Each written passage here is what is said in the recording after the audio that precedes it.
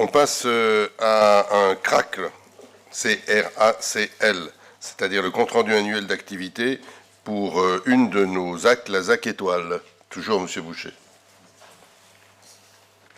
C'est un CRACL qui fait pas mal. Voilà. C'est un bon un peu d'humour. Oui, il faut. Voilà, un bon on a besoin de temps en temps. Donc, il s'agit de la ZAC Sud-Ouest. Je vais essayer de faire assez rapide. Vous connaissez cette ZAC Sud-Ouest puisque elle a dû démarrer en 2005. Donc, elle est déjà très ancienne et elle doit se terminer donc au 31 décembre 2025. Nous avons prolongé sa durée de vie récemment dans un avenant, dans l'avenant numéro 5.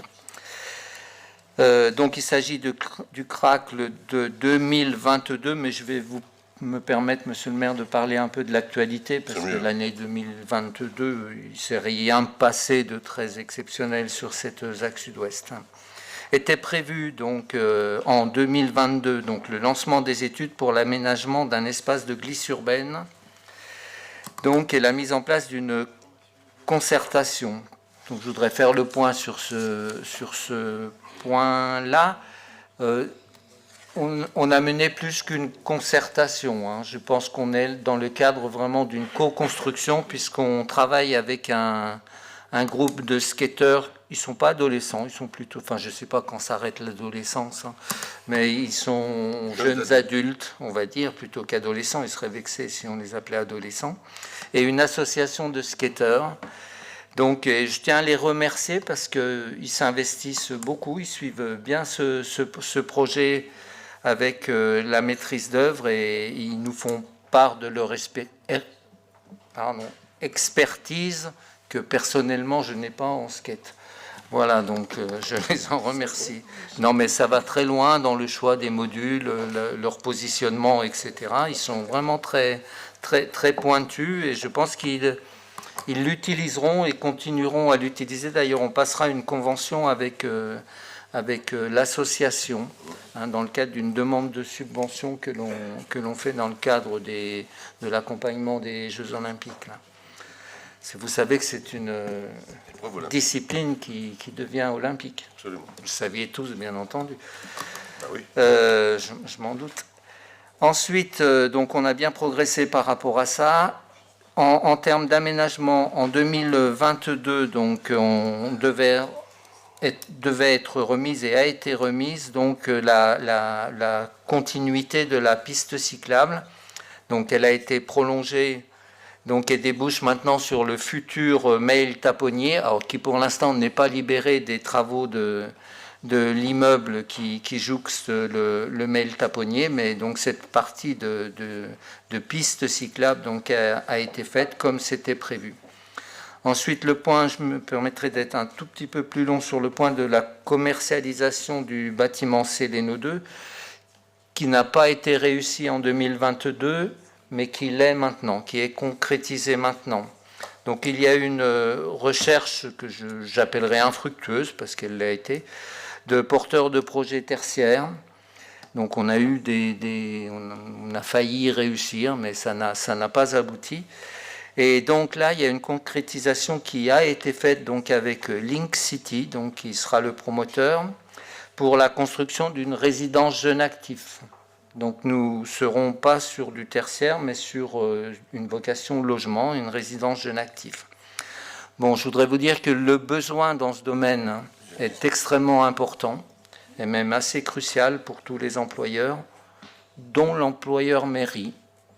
Et je pense, enfin je le dis comme ça aujourd'hui parce que rien n'est concrétisé, mais en tant qu'employeur, je pense qu'on pourrait s'impliquer pour réserver des logements qui favoriseraient nos recrutements sur des temps d'accueil des personnes venant de l'extérieur. Bon, ça reste à finaliser, c'est pas, mais je reçois effectivement le promoteur et le futur gestionnaire demain, et c'est quelque chose que je vous propose de porter à sa connaissance, notre intérêt donc de pouvoir avoir des réservations dans ce futur immeuble. Vous avez les éléments financiers qui n'ont rien d'extraordinaire, sont habituels, Et la dernière partie de la délibération, c'est sur les orientations et perspectives pour l'exercice 2023, et je vous les ai données au fur et à mesure. Voilà, donc je vous propose d'accepter ce cracle. Et je vais m'engager sur des dates que je ne sais pas. J'espère que l'été prochain, vous pourrez skater. Voilà. N'est-ce pas? Ça devrait pouvoir se faire. On prévoit de terminer début juillet. Alors j'aurais espéré qu'on puisse terminer pour Annemasse Vibre, mais il s'est situé début juin, je crois.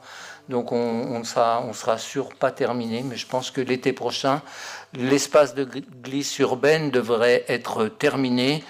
Et donc concernant l'immeuble, là on est sur un permis modificatif donc, qui est en cours actuellement. Je vous rappelle que le sous-sol est déjà fait de cet immeuble. Il n'y a plus qu'à construire ce qui est en surface. Bon, je pense que ça peut se faire en 18 mois. Peut-être que l'on tiendra la date du 31 décembre pour terminer cette ZAC sud-ouest qui m'occupe depuis que je suis élu à l'urbanisme. Oui, ça fait un petit moment. Ça fait un petit moment. Oui, je pense qu'on est sur la bonne voie, d'autant plus que il y a un document, enfin il y a un élément qui doit être arrêté très prochainement, c'est la séparation exacte entre les deux ZAC, puisque vous savez qu'on a à côté une ZAC étoile, voilà. Et il se trouve que le périmètre, on va le bouger de manière à ce que les deux ZAC ne se superposent pas à un endroit, ce qui serait très compliqué. Pour le mois prochain, 7 ou 8 délibérations là-dessus, oui. Sur la ZAC sud-ouest. Donc vous verrez toutes les délibérations, on aura l'occasion d'y revenir le mois prochain. Monsieur Gaconnet? Oui, on critique souvent l'architecture urbanistique de la ville d'Annemasse, donc ma question sera par rapport à l'architecture, puisque ce n'est plus du tertiaire, mais ça devient du locatif, ce qui est d'ailleurs en soi une très bonne chose. Et je vous rejoins sur la nécessité d'avoir des logements, même pour la ville et pour les agents. La question est simple, est-ce que ça sera dans la même continuité des autres bâtiments que l'on connaît déjà dans cet espace? Merci. Jeune. La réponse est oui. Oui. Ce bâtiment, je ne sais pas si vous l'avez remarqué, mais il est un peu composé comme les deux premiers bâtiments où il y a Annemasse Agglo, c'est-à-dire ce sont deux plots reliés. Et c'est la même architecture. Moi, personnellement, c'est peut-être pas votre avis, mais je trouve cette avenue Émile Zola plutôt bien réussie.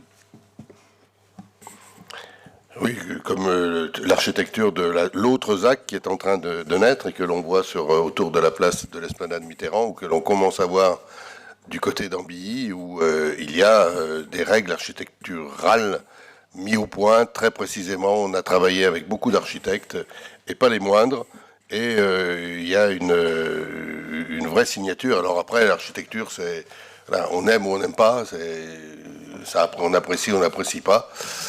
Aujourd'hui, ce type d'architecture est plutôt, disons qu'on a pu nous reprocher à Annemasse, d'une manière générale, depuis des dizaines et des dizaines d'années, d'avoir une architecture très hétéroclite.